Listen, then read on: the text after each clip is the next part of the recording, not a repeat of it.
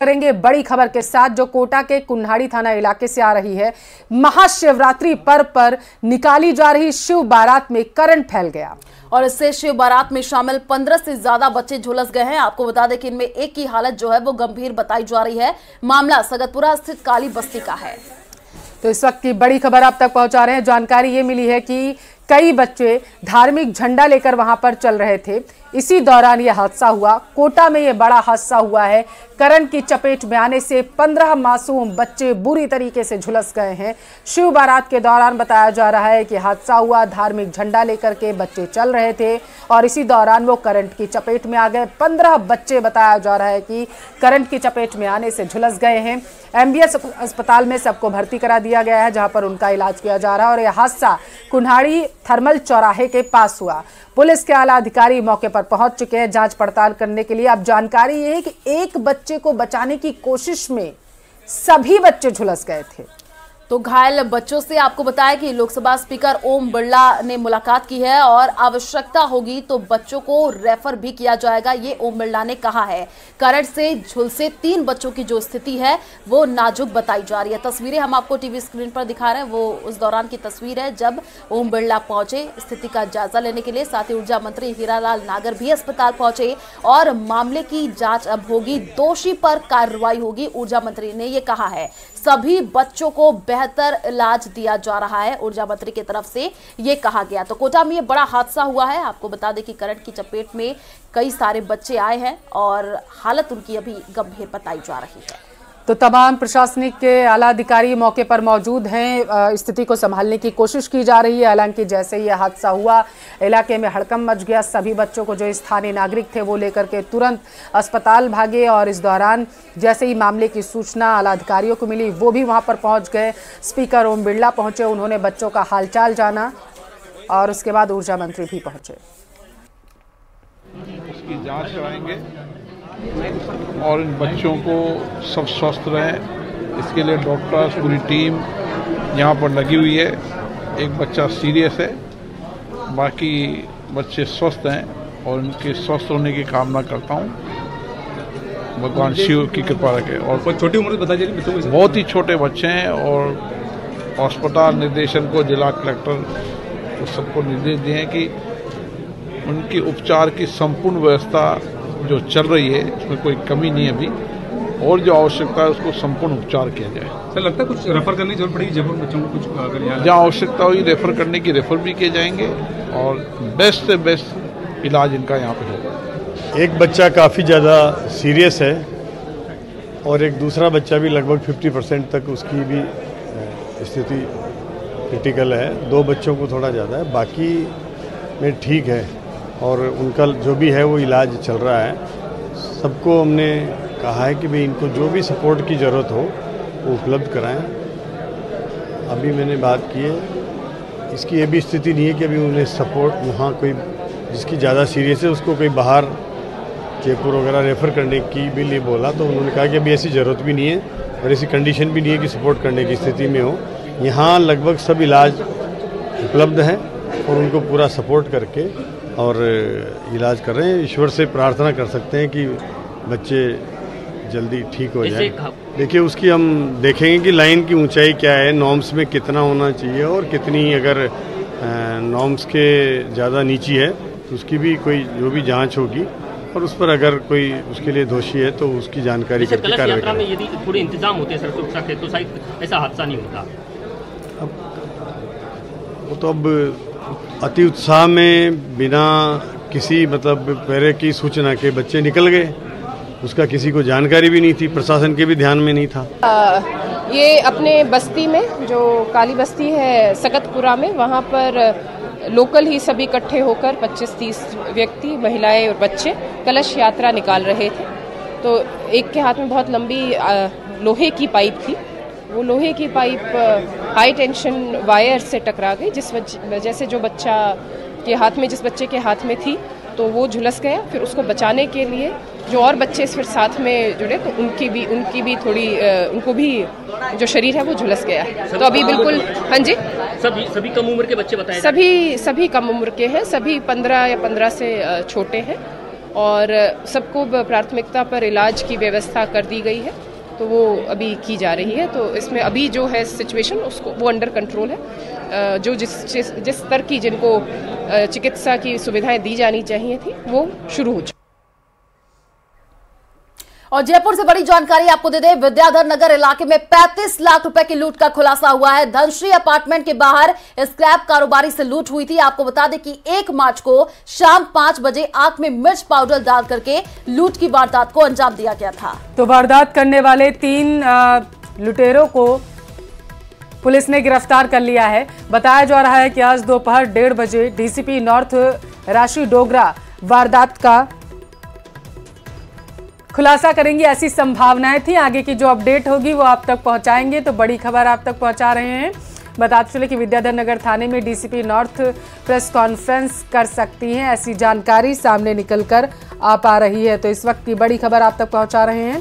3 लुटेरों को पुलिस ने गिरफ्तार कर लिया है। 1 मार्च को शाम 5 बजे आंख में मिर्च का पाउडर डालकर लूट की वारदात को अंजाम दिया गया था। 35 लाख बताया जा रहा है रुपए जो थे वो लूट लिए गए थे आरोपियों की तरफ से। और ये सीसीटीवी फुटेज जब सामने आया था तो इसके बाद मामले की जांच तेज की गई, आरोपियों की धरपकड़ में पुलिस लग गई थी। और जिसके बाद बताया जा रहा है 3 लुटेरों को पुलिस ने दबोचने में कामयाबी हासिल की है। धनश्री अपार्टमेंट के बाहर स्क्रैप कारोबारी के साथ लूटपाट की वारदात को आरोपियों ने अंजाम दिया था।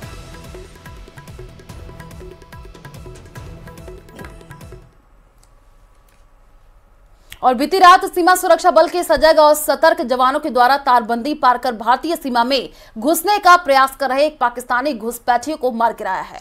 श्रीगंगानगर के केसरी सिंहपुर थाना क्षेत्र की बीओपी सुंदरपुर में बीती रात करीब 12:30 बजे एक पाकिस्तानी घुसपैठ को जवानों के द्वारा मार दिया गया। बताया जा रहा है कि पाकिस्तानी घुसपैठियों की बॉडी फेसिंग के पार बफर जोन में है। वहीं सीमा सुरक्षा बल सहित अन्य सुरक्षा एजेंसियों ने स्थानीय पुलिस की मदद ली, वो मौके पर पहुंच गए हैं।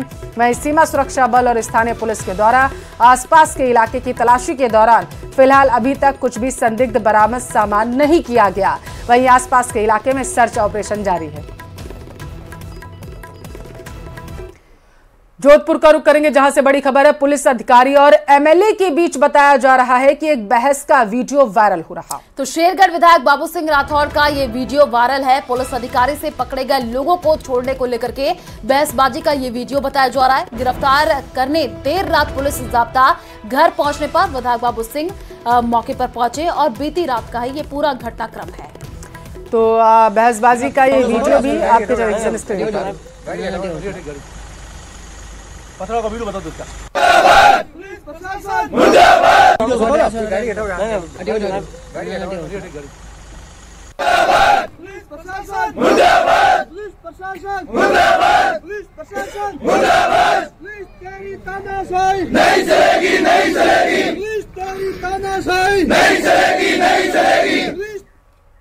और जयपुर से बड़ी जानकारी आपको दे दें, जमीन मालिकाना हक जेडीए का पच्चा नगर निगम का। आपको बता दें कि राजस्थान नगर पालिका एक्ट 2009 की धारा 69A में ये कैसा खेल है और करोड़ों रुपए की बेशकीमती भूमि का महज 501 रुपए में पट्टा जारी हुआ। तो शहर के सबसे पॉश इलाके में निगम प्रशासन ने पट्टा जारी किया है। बस्सी सीतारामपुरा ग्राम हथरोई के खसरा नंबर 227 पर जारी हुआ है पट्टा। महज 501 रुपए में बताया जा रहा है कि 1874 वर्ग मीटर भूमि का पट्टा जारी कर दिया गया। राजस्थान नगर पालिका एक्ट 2009 की धारा 69A में पट्टा जारी किया गया है।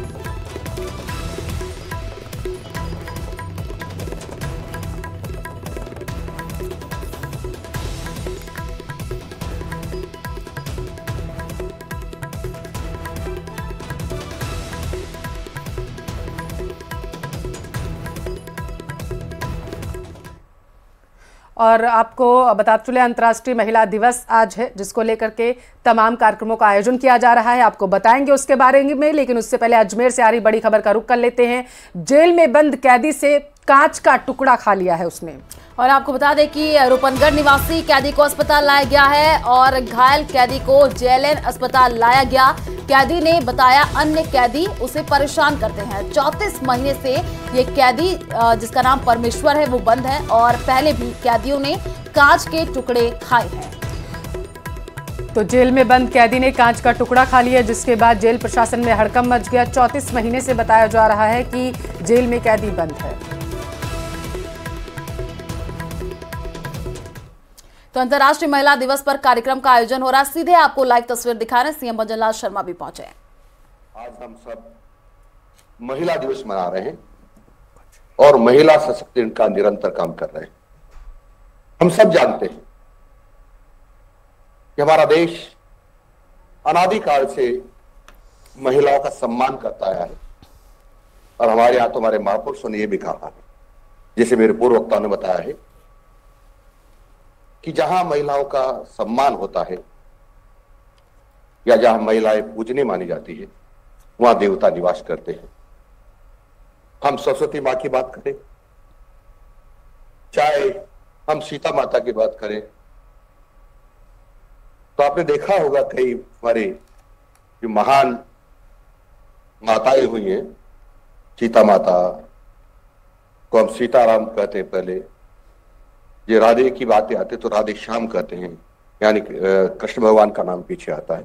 ऐसे अनेक बार, यानी मेरा कहने का तात्पर्य यह है कि महिलाओं को स्वच्छ सम्मान हमारे देश में रहा है, परंतु कुछ काल ऐसा आने के कारण से हम देख रहे हैं कि धीरे धीरे उसमें ह्रास हुआ है और उसको पुनः प्रतिस्थापित करने के लिए हम सब लोग निरंतर काम कर रहे हैं। हम कुछ वर्ष 1-2 शताब्दी के पहले जाए, तभी आपने देखा होगा झांसी की महारानी। और उधर पीएम मोदी ने शुक्रवार को अंतर्राष्ट्रीय महिला दिवस के मौके पर कई युवा हस्तियों को नेशनल क्रिएटर्स अवार्ड से सम्मानित किया। भारत मंडपम में आयोजित कार्यक्रम में पीएम मोदी ने कथावाचक जया किशोरी से लेकर के लोक गायिका मैथिली ठाकुर और आरजे रौनक तक कई युवा हस्तियों को सम्मानित किया है।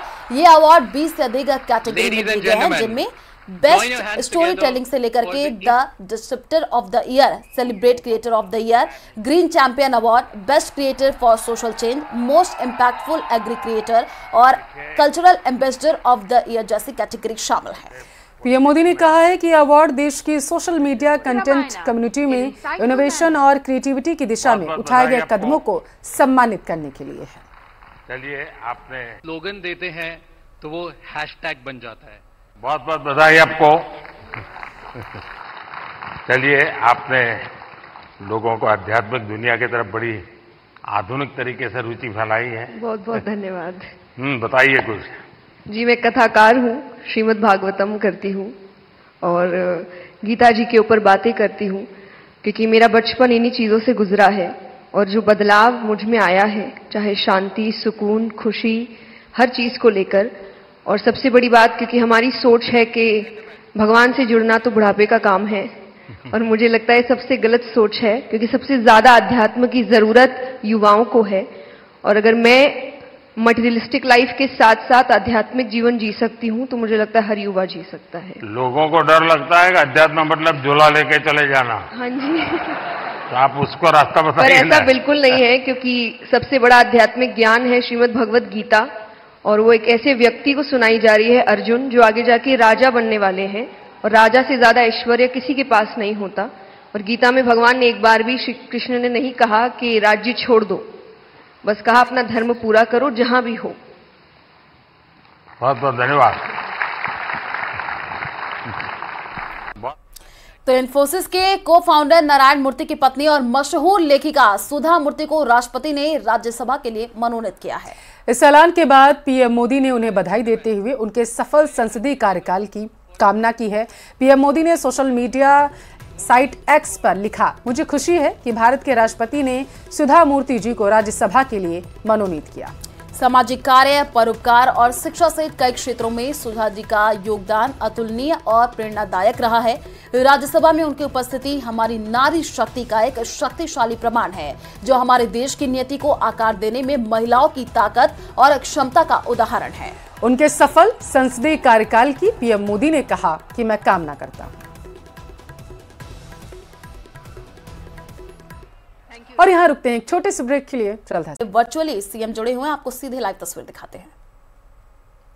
कार्यक्रम में उपस्थित हमारे माननीय उप मुख्यमंत्री डॉक्टर प्रेमचंद बैरवा जी, आदरणीय श्री गजेंद्र सिंह जी जो हमारे माननीय चिकित्सा मंत्री हैं, आदरणीय श्री मदन दिलावर जी हमारे माननीय शिक्षा मंत्री, आदरणीय डॉक्टर मंजू बागमार जी माननीय राज्य मंत्री महोदय, श्रीमती शुभ्रा सिंह जी, श्री अभय कुमार सिंह जी, यहाँ उपस्थित वीरांगनाएं बहनें, सभी जो हमारी मातृशक्ति यहाँ उपस्थित है इस कार्यक्रम में, स्वयं सहायता समूह के सभी कार्यरत बहनों, विभिन्न योजनाओं से लाभान्वित लाभार्थी बहनों और यहाँ उपस्थित समस्त नारी शक्ति को मेरा नमन। और आप सभी को एक बार फिर से मैं अंतर्राष्ट्रीय महिला दिवस की शुभकामनाएं देती हूँ। मुझसे पहले सभी वक्ताओं ने आपको राज्य सरकार और केंद्र सरकार की विभिन्न योजनाओं के बारे में बताया, बहुत विस्तार से आपको सारी जानकारियां दी। आज क्योंकि मैं वर्चुअल माध्यम से जुड़ी हूं, मैं बहुत लंबी बात तो नहीं कहूंगी, पर मैं ये जरूर कहूंगी कि हम सभी की जिम्मेदारी है कि हम लोग जो बात करते हैं महिला सशक्तिकरण की, महिलाओं को, हमारी बेटियों को आगे बढ़ाने की, और मुझे लगता है कि सबसे अगर किसी ने हमको इस बात की प्रेरणा दी है और किसी ने इस बात की शुरुआत की है इस युग में, तो वो हमारे माननीय प्रधानमंत्री जी ने की है। चाहे हम बेटी बचाओ बेटी पढ़ाओ की बात करें, चाहे हम किसी भी योजना की बात करें, उज्ज्वला योजना की बात करें, घर घर जल पहुंचाने की बात करें, आवास योजना की बात करें, डायरेक्ट बेनिफिट ट्रांसफर की बात करें, हर योजना। और चलिए इसी के साथ फिलहाल के लिए इस बुलेटिन बस इतना ही, रुकते हैं एक छोटे से ब्रेक।